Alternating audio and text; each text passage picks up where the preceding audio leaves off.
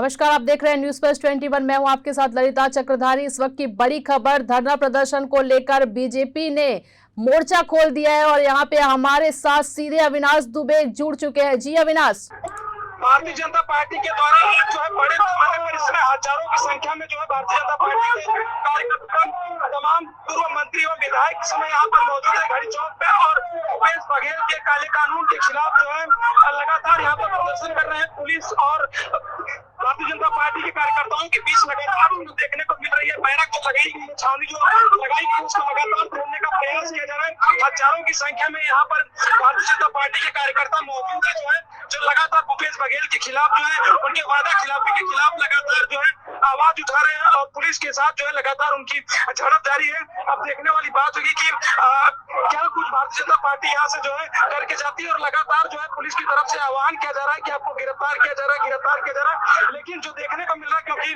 Police प्रशासन जो है इस समय यहाँ पर कमजोर पड़ता नजर दिखाई दे रहा है। जो बैरक बनाई गई थी उसमें से आधा तक तोड़ दिया जा चुका है।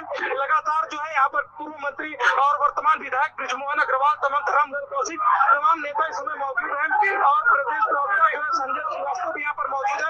तमाम जो है भारतीय जनता पार्टी के मंत्री और विधायक मौजूद है। लगातार पुलिस और उनके बीच झड़प जारी है।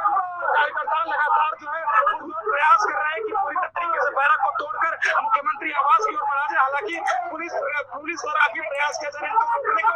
कुछ लोगों को जो है अभी भी जो है यहाँ पर गिरफ्तार कर लिया गया और बसों में बैठाया जा रहा है, और उनको ले जाया जाएगा जेल। जिस प्रकार से इनका आह्वान भी है कि जेल भरो आंदोलन, उस प्रकार से आने वाले समय में ये देखने को मिल रहा है कि सभी भारतीय जनता पार्टी के कार्यकर्ताओं को जेल ले जाया जाएगा। लेकिन अब तक जो है जो देखने को मिल रहा है, लगातार जो है पुलिस और उनके बीच में झड़प जारी है, और लगातार उसको तोड़ने का प्रयास किया जा रहा है।